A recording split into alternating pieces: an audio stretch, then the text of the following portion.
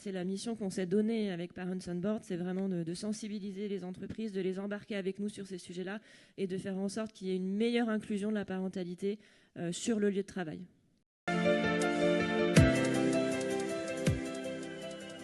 Beaucoup trop de femmes qui jettent l'éponge parce qu'elles n'arrivent pas à concilier leur travail et leur vie de famille. Les salariés vont nous dire non, ce sont des sujets trop intimes, trop personnels, on n'a pas envie d'en parler avec vous.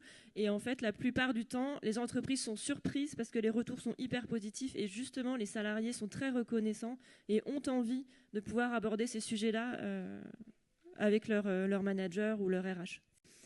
Les managers n'ont pas les bons outils pour pouvoir accompagner leurs équipes dans des problématiques de parentalité.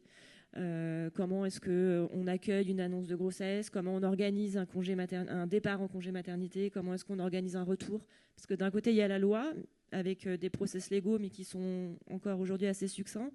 Donc comment est-ce que justement on peut encourager les managers, les RH et les dirigeants d'entreprise à aller plus loin.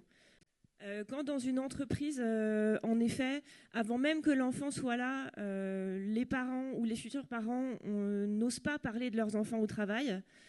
Quand une femme a peur d'annoncer sa grossesse, par exemple, à son supérieur, quand les salariés ne sont pas au courant de leurs droits, c'est vraiment important que l'entreprise prenne conscience de cette impensée des politiques RH, qu'une meilleure inclusion de la parentalité est nécessaire pour permettre aux parents une meilleure conciliation des temps de vie, mais aussi pour permettre à l'entreprise une meilleure performance économique et sociale.